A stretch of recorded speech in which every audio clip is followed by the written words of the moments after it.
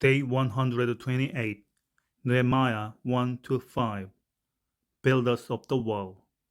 Chapter 1, Nehemiah's Prayers. 2. Artaxerxes sends Nehemiah to Jerusalem. Nehemiah inspects Jerusalem's walls. 3. Builders of the Wall. Opposition to the rebuilding. 5. Nehemiah helps the poor.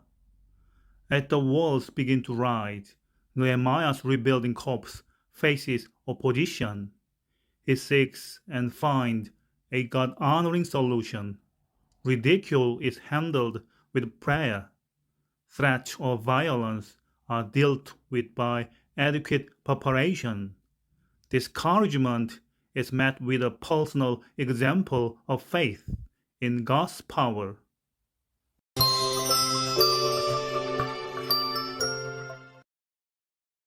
The Book of Nehemiah. Chapter 1. The words of Nehemiah the son of Hackalia. Now it happened in the month Chislev, in the 20th year, as I was in Shushan the palace, that Hanani, one of my brothers, came, he and certain men out of Judah, and I asked them concerning the Jews who had escaped, who were left of the captivity, and concerning Jerusalem. They said to me, The remnant who are left of the captivity there in the province are in great affliction and reproach.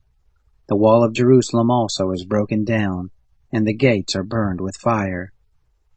It happened, when I heard these words, that I sat down and wept, and mourned certain days, and I fasted and prayed before the God of heaven, and said, I beg you, Lord, the God of heaven, the great and awesome God, who keeps covenant and loving kindness with those who love him and keep his commandments.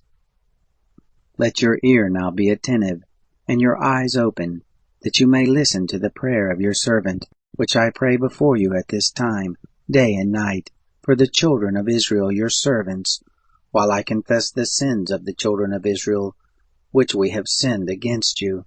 Yes, I and my father's house have sinned.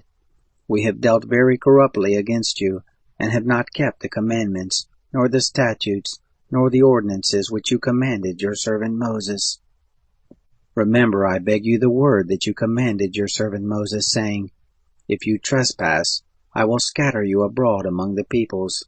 But if you return to me and keep my commandments and do them, though you are outcast in the uttermost part of the heavens, yet I will gather them from there, and will bring them to the place that I have chosen, to cause my name to dwell there. Now these are your servants and your people, whom you have redeemed by your great power and by your strong hand. Lord, I beg you, let now your ear be attentive to the prayer of your servant, and to the prayer of your servants who delight to fear your name. And please prosper your servant this day, and grant him mercy in the sight of this man. Now I was cupbearer to the king.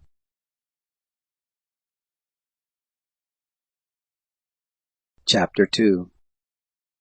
It happened in the month Nisan, in the 20th year of Artaxerxes the king, when wine was before him, that I took up the wine and gave it to the king.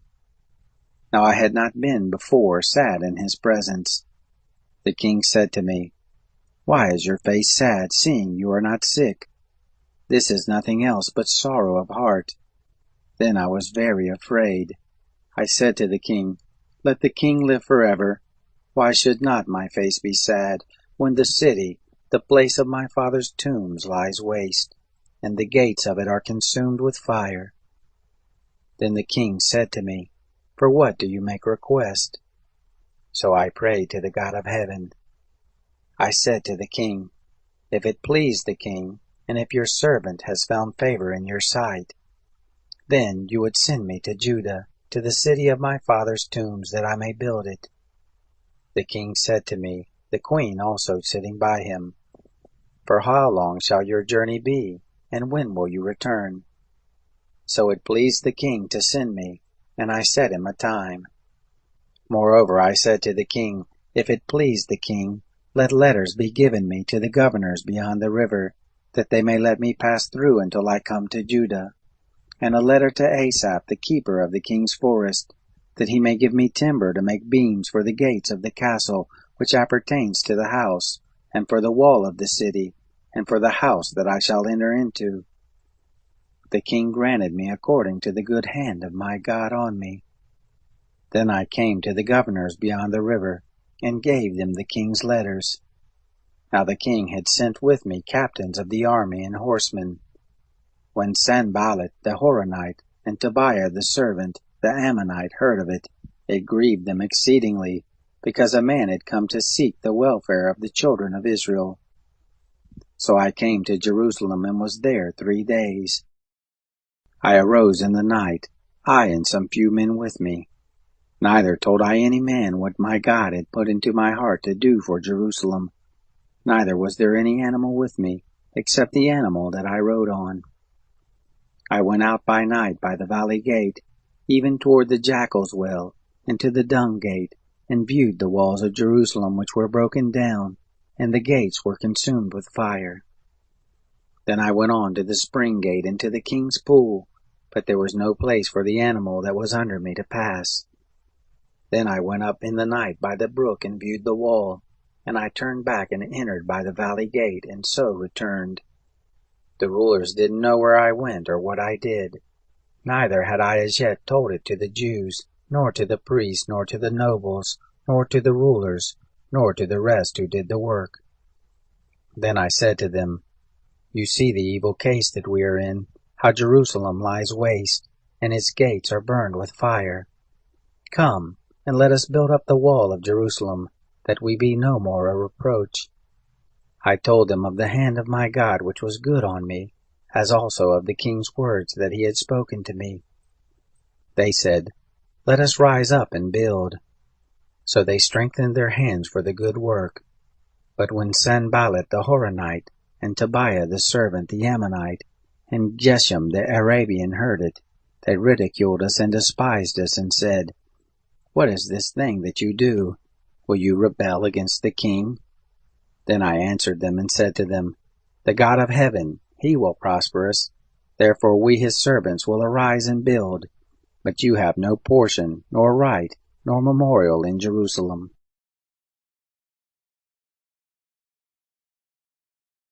Chapter 3. Then Eliashib the high priest rose up with his brothers the priests, and they built the sheep gate. They sanctified it, and set up its doors, even to the tower of Havameah, and they sanctified it, even to the tower of Hananel. Next to them built the men of Jericho. Next to them built Zachor the son of Imri. The fish gate did the sons of Hassanah build. They laid its beams, and set up its doors, bolts, and bars. Next to them repaired Meremoth the son of Uriah, the son of Hakkoz. Next to them repaired Meshullam the son of Berechiah, the son of Meshezabel. Next to them repaired Zadok the son of Baana. Next to them the Tekoites repaired, but their nobles didn't put their necks to the work of their lord. The old gate repaired Joiada the son of Paseah, and Meshullam the son of Besodeiah. They laid its beams, set up its doors, bolts, and bars. Next to them repaired Melatiah the Gibeonite, and Jadon the Meronothite, the men of Gibeon and of Mizpah, all that pertained to the throne of the governor beyond the river. Next to them repaired Uzziel the son of Hariah, goldsmiths. Next to them repaired Hananiah one of the perfumers, and they fortified Jerusalem even to the broad wall. Next to them repaired Raphiah the son of Hur, the ruler of half the district of Jerusalem. Next to them repaired Jediah the son of Harumaph, over against his house. Next to him repaired Hattush the son of Hashabniah, Machijah the son of Haram, and Hashab the son of Pahath Moab. They repaired another portion, and the tower of the furnaces. Next to them repaired Shallum the son of Halohesh, the ruler of half the district of Jerusalem, he and his daughters. The valley gate repaired Hanan, and the inhabitants of Zanoah. They built it, and set up its doors, bolts, and bars, and 1,000 cubits of the wall, even to the dung gate. The dung gate was repaired by Malchijah the son of Rechab, the ruler of the district of Beth Hacherim. He built it, and set up its doors, bolts, and bars. The spring gate was repaired by Shallum the son of Kolhelseh, the ruler of the district of Mizpah. He built it and covered it, and set up its doors, bolts, and bars, and the wall of the pool of Shelah by the king's gardens, even to the stairs that go down from the city of David. Besides him repaired Nehemiah the son of Azbuk, the ruler of half the district of Bethsur, to the place over against the tombs of David, and to the pool that was made, and to the house of the mighty men. Beside him repaired the Levites, Rehum the son of Bani. Next to them repaired Hashabiah, the ruler of half the district of Keilah for his district. Beside him repaired his brother, Bavi the son of Henadad, the ruler of half the district of Keilah. Next to him repaired Ezer the son of Jeshua, the ruler of Mizpah, another portion, over against the ascent to the armory of the turning of the wall. After him Baruch the son of Zabai earnestly repaired another portion, from the turning of the wall to the door of the house of Eliashib the high priest. Besides him repaired Meremoth the son of Uriah the son of Hakkoz another portion, from the door of the house of Eliashib even to the end of the house of Eliashib. Beside him repaired the priests, the men of the plain. Besides them repaired Benjamin and Hashab over against their house. Beside them repaired Azariah the son of Messiah the son of Ananiah beside his own house. Next to him repaired Benoi the son of Henadad another portion, from the house of Azariah to the turning of the wall into the corner. Palal the son of Uzai repaired over against the turning of the wall, and the tower that stands out from the upper house of the king, which is by the court of the guard. Next to him Pedaiah the son of Parash worked. Now the Nethinim lived in Ophel, to the place over against the water gate toward the east, and the tower that stands out. Beside him the Tekoites repaired another portion, over against the great tower that stands out into the wall of Ophel. Above the horse gate repaired the priests, every one over against his own house. Next to them repaired Zadok the son of Immer over against his own house, and next to him repaired Shemaiah the son of Shechaniah, the keeper of the east gate. After him repaired Hananiah the son of Shelemiah, and Hanan the sixth son of Zalaph another portion. Besides them repaired Meshullam the son of Berechiah over against his chamber.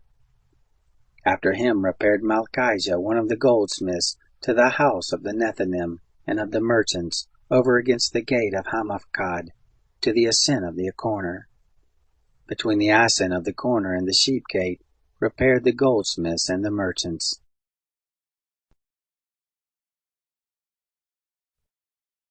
Chapter 4. But it happened that when Sanballat heard that we were building the wall, he was angry, and took great indignation, and mocked the Jews. He spoke before his brothers in the army of Samaria, and said, What are these feeble Jews doing? Will they fortify themselves? Will they sacrifice? Will they make an end in a day? Will they revive the stones out of the heaps of rubbish, seeing they are burned? Now Tobiah the Ammonite was by him, and he said, Even that which they are building, if a fox go up, he shall break down their stone wall. Hear, our God, for we are despised, and turn back the reproach on their own head, and give them up for a spoil in a land of captivity, and don't cover their iniquity, and don't let their sin be blotted out from before you, for they have provoked you to anger before the builders. So we built the wall, and all the wall was joined together to half the height of it, for the people had a mind to work. But it happened that when Sanballat, Tobiah, the Arabians, the Ammonites, and the Ashdodites heard that the repairing of the walls of Jerusalem went forward, and that the breaches began to be stopped, then they were very angry, and they conspired all of them together to come and fight against Jerusalem, and to cause confusion therein. But we made our prayer to our God, and set a watch against them day and night because of them. Judah said, The strength of the bearers of burdens is decayed, and there is much rubbish, so that we are not able to build the wall. Our adversaries said, They shall not know, neither see, until we come into the midst of them and kill them, and cause the work to cease. It happened that when the Jews who lived by them came, they said to us 10 times from all places, You must come back to us." Therefore I set in the lowest parts of the space behind the wall, in the open places. I set there the people after their families with their swords, their spears, and their bows. I looked and rose up and said to the nobles and to the rulers and to the rest of the people, "Don't be afraid of them. Remember the Lord who is great and awesome, and fight for your brothers, your sons and your daughters, your wives and your houses." It happened, when our enemies heard that it was known to us, and God had brought their counsel to nothing, that we returned all of us to the wall, everyone to his work. It happened from that time forth, that half my servants worked in the work, and half of them held the spears, the shields, and the bows, and the coats of mail, and the rulers were behind all the house of Judah. They all built the wall, and those who bore burdens loaded themselves. Everyone with one of his hands worked in the work, and with the other held his weapon. And the builders, everyone had his sword girded by his side, and so built. He who sounded the trumpet was by me. I said to the nobles and to the rulers and to the rest of the people, "The work is great and large, and we are separated on the wall, one far from another. In whatever place you hear the sound of the trumpet, come there to us. Our God will fight for us." So we worked in the work, and half of them held the spears from the rising of the morning until the stars appeared. Likewise at the same time I said to the people, "Let everyone with his servant lodge within Jerusalem, that in the night they may be a guard to us, and may labor in the day." So neither I, nor my brothers, nor my servants, nor the men of the guard who followed me, none of us put off our clothes. Everyone went with his weapon to the water.